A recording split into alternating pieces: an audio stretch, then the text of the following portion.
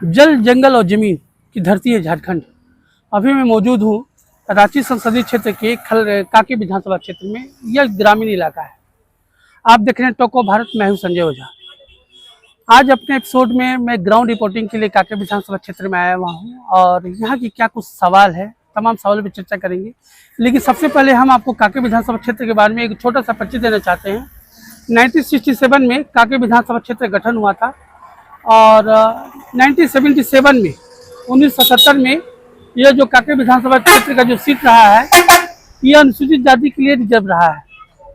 शुरुआती दौर की हम लोग बात करें तो कांग्रेस ने 2 बार की जो जीत है यहाँ से दर्ज की है और अभी के 1990 से भारतीय जनता पार्टी का 2024 तक में जो अगर विधानसभा कैंडिडेट की बात करें तो चुनावी दर्ज भाजपा ने दर्ज की है। सवालों की अपनी गुंजाइश है। विधानसभा क्षेत्र है, इसमें कांके विधानसभा क्षेत्र में शहरी क्षेत्र भी पड़ता है और ग्रामीण क्षेत्र भी आता है। अभी हम मौजूद हैं ग्रामीण क्षेत्र में। ये कोयलांचल है, इनके क्षेत्र है खलारी है और यहाँ के जो आम लोग हैं इनसे भी हम बात करेंगे और समझने की कोशिश करेंगे कि क्या कुछ सवाल है जो आम जनता के, क्या कुछ हुआ है अब तक, नहीं हुआ है।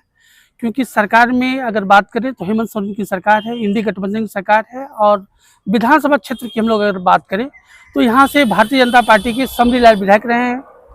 अगर वोट परसेंटेज की अगर हम लोग चर्चा करें तो 2019 के चुनाव में भारतीय जनता पार्टी को कांके विधानसभा क्षेत्र में 1,11,000 समथिंग वोट मिला था और वही सुरेश बेटा जो इस बार भी चुनावी मैदान में है और अपनी किस्मत का फैसला आजमा रहे हैं, उनको 89,000 कुछ वोट मिला था।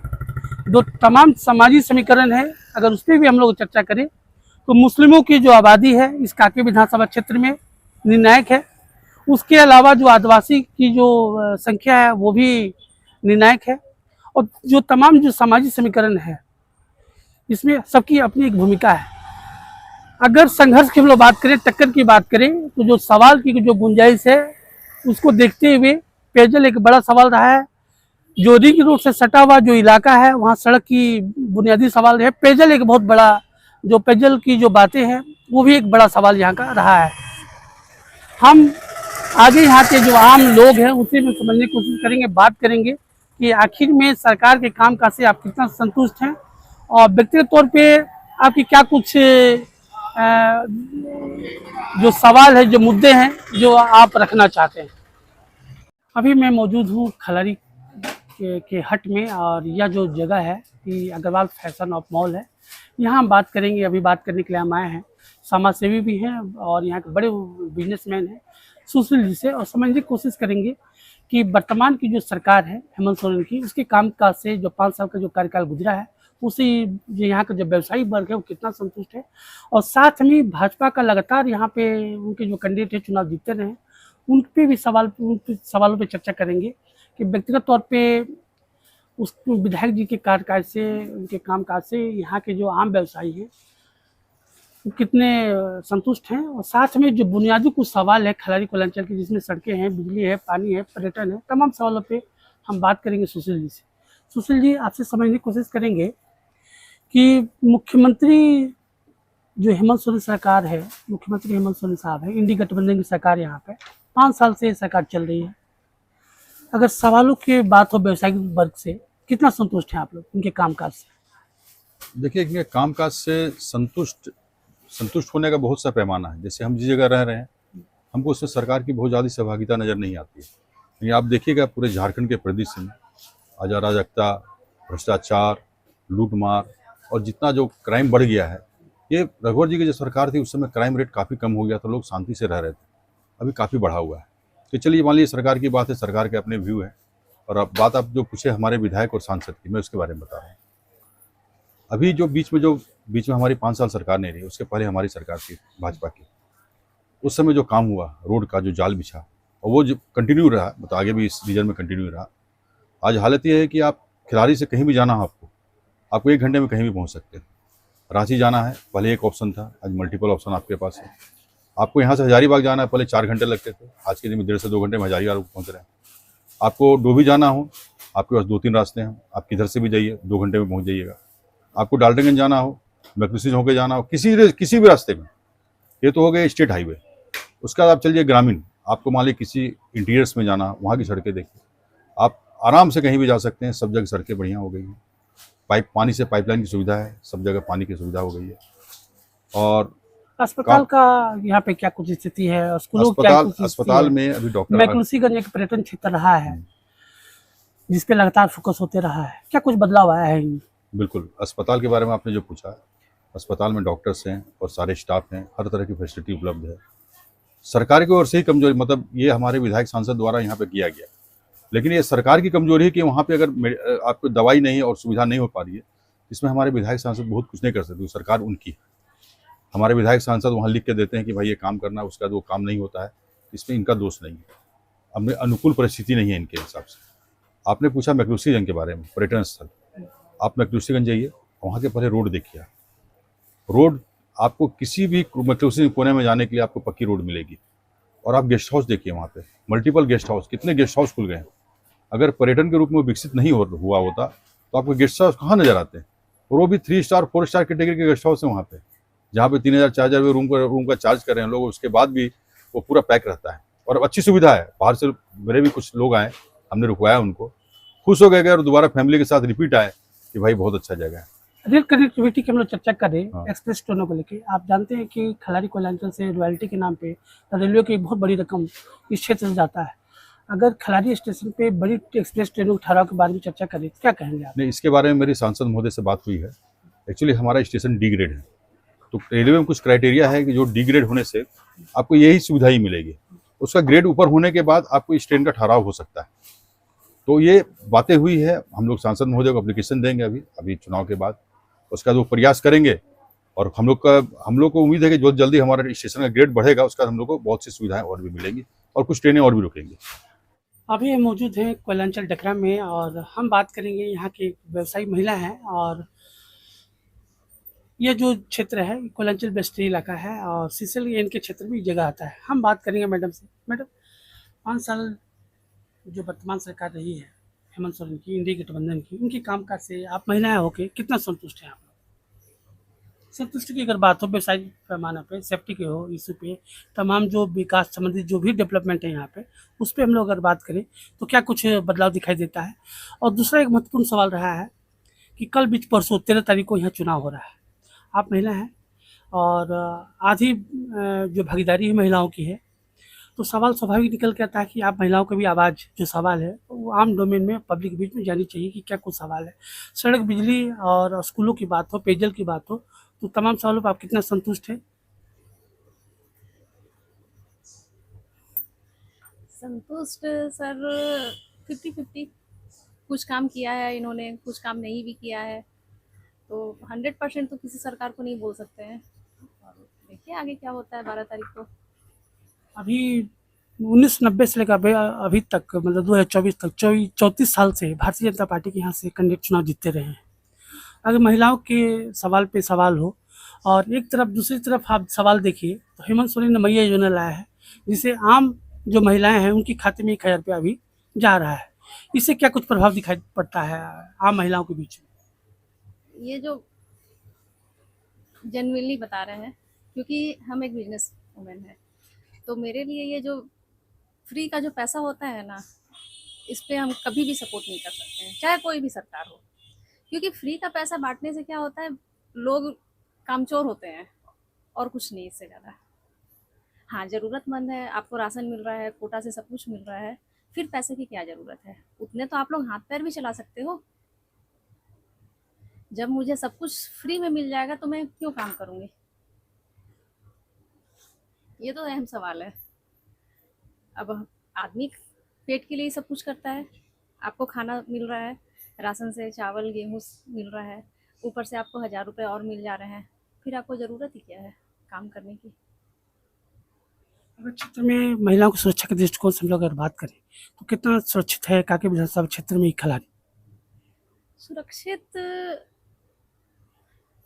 कितना सुरक्षित हो गए, आए दिन कुछ ना कुछ तो होता ही रहता है। और सुरक्षा है तो सरकार के साथ साथ खुद को भी ध्यान देना होगा अपनी सुरक्षा पे। अभी हमारे साथ बात करने के लिए खलारी कोयलांचल के रतिया जी हैं और इनसे समझते हैं कि जो वर्तमान की जो सरकार है और जो वर्तमान के जो मुखिया हैं उनके काम काज है उससे कितना संतुष्ट रहते हैं। सबसे पहले जो है देखिए संतुष्ट क्या है, देखने की चीज है ना। खलारी में ऐसा जकड़ा हुआ है, मान ली 35 साल से भाजपा का सरकार, मतलब विधायक है और सांसद है, और वो तो बात ठीक है, लेकिन कांग्रेस के भी मान ली जो विपक्ष है उसको क्या काम है, क्षेत्र में कभी रहना ही नहीं है। 5 साल होगा तभी ये लोग दर्शन देते हैं। क्या मतलब है कैंडिडेट जब यदि क्षेत्र में हमको कुछ करना है, जनता के बीच में लड़ना भिड़ना है ना, वही काम है, लेकिन ये लोग तो कुछ करता नहीं है। जब 5 साल होता है तब वोट मांगने आता है। भाजपा के देखिए ना 35 साल से राज कर रहा है, लेकिन कोई मतलब नहीं है, यहाँ पूरा त्रस्त रहा है। सड़क बिजली पानी की अगर हम लोग चर्चा करें, विद्यालय की बात करें, स्कूलों की बात करें तो क्या कहेंगे आप? अरे टोटल में फेल है, एक भी दिखा दीजिए ना। स्कूल के वही हाल है, अस्पताल के वही हाल है, सड़क देखिए प्रदूषण से सब मर रहा है। क्या किस वजह से ये लोग वोट मिलेगा?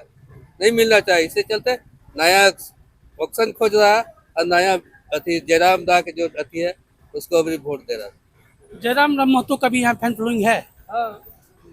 है पूरा है, तो अरे खलारी में पूरा अभी एक तरफा वोट जाएगा। ये थे रतिया जी और यहाँ के आम वासी हैं, इनकी जुबानी जो आप लोगों ने सुना क्या कुछ कहा है, और भी हम लोगों से बात करेंगे। अभी हमारे साथ बात करने के लिए यहीं के रहने वाले हैं। क्या शुभ नाम हुआ आपका? वीरेंद्र यादव। वीरेंद्र जी, सरकार के कामकाज से आप कितना संतुष्ट हैं और इस बार के जो प्रत्याशी हैं, अगर हम लोग भारतीय जनता पार्टी की बात करें तो जीतू चरण नाम है जो दूसरी बार अपने भाग्य का फैसला जो है आजमा रहे हैं, और सुरेश बेटा जो है वो चौथी बार इस चुनावी जो दंगल इसमें अपनी किस्मत को आजमा रहे हैं। क्या कहेंगे, कितना संतुष्ट है विधायक के कामकाज से और सरकार के कामकाज से? कहना चाहता हूं कि अभी तक यहाँ पर 1985 से बीजेपी का विधायक कंटिन्यू हैं, तो अभी तक हम लोग का तो ये लगता है कि हम लोग मतलब ठगने का काम कर रहे हैं, महसूस कर रहे हैं। आज तक यहाँ का जनता सिर्फ पेंशन के लिए विधायक बना रहे हैं और यहाँ पर धरातल पर कोई काम नहीं हो रहा है। जैसे में आपका स्वास्थ्य, पेयजल, शिक्षा बहुत ख़राब कंडीशन है। ना तो यहाँ एक महिला कॉलेज है, ना अच्छा पानी का व्यवस्था है, ना बिजली की व्यवस्था है, ना कोई बढ़िया हॉस्पिटल है। तो अभी तक तो हमको यही समझ में आ रहा है कि पिछला 35 साल से हम लोग सिर्फ वोट मार रहे हैं और बीजेपी का जो विधायक है उसको हम लोग पेंशन दिलाने का काम कर रहे हैं।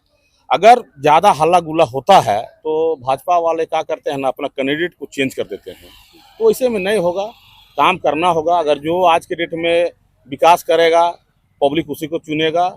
इसीलिए पब्लिक भी ऐसा नहीं है बीजेपी से तंग आ गया है, तो एक बार मौका मिलना चाहिए। मोदी जी कल रोड शो हुआ और अगर हम लोग बात करें तो काकी के जो प्रत्याशी हैं जीतू चरण राम, वो भी उनके साथ में आए हैं और मोदी जी को आप जानते हैं कि फायर ब्रांड नेता है, स्टार प्रचारक है। क्या कहेंगे, कितना हवा बदलेगी? ये हवा वैसा कुछ नहीं है, सब आदमी जान रहा है। पिछला 35 साल से यहाँ हम लोग का विधायक हैं, बीजेपी के 10 साल से सांसद हैं, तो ऐसा कुछ होना नहीं है। अभी सब आदमी जान रहा है। अब देखिए कोई भी आदमी आता जाता है तो भीड़, नेता है तो भीड़ होगा, उसके लिए कोई इशू नहीं है। लेकिन पब्लिक का काम कुछ भी नहीं हो रहा है, तो पब्लिक चाह रहा है कि यहाँ कुछ ना कुछ चेंजिंग होना चाहिए। तो देखिए माहौल तो लग रहा है कि अब इस बार हम लोग का कुछ कांके से चेंज होना चाहिए, होने का संभावना है। अभी हम मौजूद हैं खलारी के जो महत्वपूर्ण बाजार है, हम यहाँ पे हैं और यह जो जगह है बहुत पुराना होटल है, इसका नाम सवेरा है। इसके जो ओनर हैं उनसे हम समझने की कोशिश करते हैं कि सुबह से शाम आम जनता के बीच में है, सरकार के कामकाज से, हेमंत सोरेन की सरकार के कामकाज से कितने संतुष्ट हैं, और विधायक जो हैं, जो वर्तमान के जो विधायक हैं यहाँ पे भाजपा के विधायक रहे हैं, उनके कार्यकाल से, उनके कामकाज से कितने संतुष्ट हैं यहाँ के जो व्यवसायी हैं, उसके दृष्टिकोण से हम बात करेंगे। आप अपना शुभ नाम बताइए। मेरा नाम रोहित भारद्वाज हुआ, मैं खिलाड़ी का ही हूँ। मेरा होटल का नाम सवेरा होटल है। हम लोग यहाँ बहुत पुराने हैं, 1984 से होटल है हमारा, ये 1984 से होटल है। तब से भी हमारा मैंने बीजेपी का ही सरकार आता लमसम में, तो हमेशा के तरफ है। मगर यहाँ पे काम काज के रूप में बोला जाए तो बीजेपी के नेता काम तो करते हैं मगर खाना पूर्ति ज़्यादा होता है न, वैसा कुछ अच्छा काम नहीं हुआ इस क्षेत्र में। बीजेपी का ही अच्छा काम नहीं हुआ। हेमंत सोरेन का भी वही हाल है, वो तो पूरा गया हुआ आदमी है। कुछ काम नहीं है उनका, उसी तरीके से उनका है, ऐसे ठीक है सब। मनोरंजन के दृष्टिकोण से कोयलांचल का बेस्ट इलाका है। हाँ? कोयलांचल बेस्ट इलाका है मनोरंजन के दृष्टिकोण से। कुछ नहीं। पर्यटन के क्षेत्र में बिग जीरो, मैक्लोसीगंज है, कुछ नहीं, समाज हाँ। सेवा कुछ हुआ है डेवलपमेंट? कुछ नहीं हुआ है, जैसा है वैसे का आज भी, आज से 30 साल पहले जैसे था आज भी वैसे ही का वैसे ही है, कुछ बदलाव नहीं। आज भी खाली बोला जाता है रोड बना है, तो मगर रोड के साथ उतना ही डस्ट उड़ रहा है, पहले की तुलना में अब डस्ट ज्यादा ही हो गया है, इतना डस्ट हो गया कि कहना नहीं, आदमी को चलना मुश्किल है यहाँ पे डस्ट के। पर्यटन की अपार संभावनाएं कांके विधानसभा क्षेत्र में। एक जो आम जनता है, जो आम व्यवसायी हैं, उनका जो सवाल था उन्होंने रखा। पर्यटन के दृष्टिकोण से कांके विधानसभा क्षेत्र पे अगर हम लोग बात करें तो पिथौरिया एक इलाका है। उसके अलावा मैक्लूसीगंज, जहाँ एंग्लो इंडियन रहते हैं, वहाँ भी पर्यटन के दृष्टिकोण से बढ़ावा देने के लिए तमाम अपार संभावनाएं थी, लेकिन सवालों घेरे में ही तमाम सवाल। आइए हम फिर बात करते हैं। अभी हमारे साथ बात करने के लिए खलारी बाजार के एक और बुद्धिजीवी हैं। हम इसे समझते हैं कि सरकार के जो कामकाज है उससे कितना संतुष्ट हैं, और विधानसभा का चुनाव है तो स्वाभाविक है कि जो यहाँ के लगातार भारतीय जनता पार्टी विधायक रहे उनकी क्या कुछ स्थिति रही है। तमाम सवाल भी समझने के लिए हम बात करते हैं सरकार के कामकाज से। और जो विधायक हैं भाजपा के यहाँ लगातार विधायक रहे 1990 साल तक, कितना संतुष्ट हैं आप? पूर्ण रूप से संतुष्ट तो नहीं, लेकिन संतुष्टि इसलिए है कि आते जाते रहते कभी, है ना। और ये भी है कि काम धंधा तो यहाँ तो सब तो सीसीएल काम करते हैं अपना डीएमटी फंड से, ये लोग कुछ करते नहीं, विधायक फंड से कुछ नहीं होता है।